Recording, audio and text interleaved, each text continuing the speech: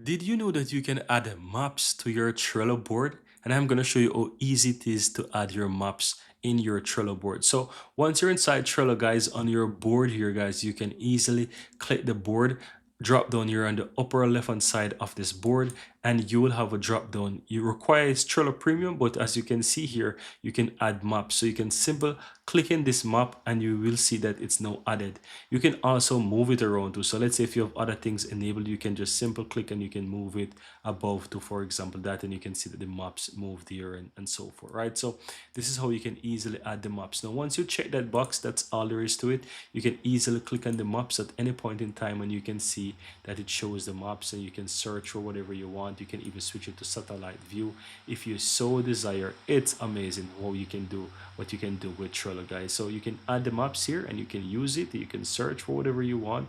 You can see that on the level left hand side as well. You have, for example, the tilt map. You can have it like that and you can have it not like that. You can also go ahead and you can use other things such as those direction and stuff like that. But that's how to easily go ahead. And you may be wondering, how can I basically, add some card to this or something? You can do it. Just simple double tap and you have the option to create a card and you can create the location. So let's say I want to say I'm going to find a location. So let's zoom out a bit and let's say I want to choose, let me find somewhere, right? So this is somewhere in New York, right? So let's say I want to choose somewhere here, right?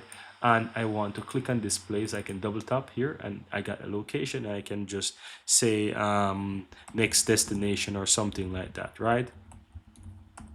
And you add that and you add it to your to-do list and you click and add, right? So once you do that, that is currently added. Now you can simply go back to board and guess what, you have a new card added to your list here and it has something called next destination, and you can simply click on it and guess what, you have the location added right into your Trello card here, guys. And that's it. Very easy and very simple. That's how you can use, for example, the maps feature within Trello and how to edit it and how to enable it as well.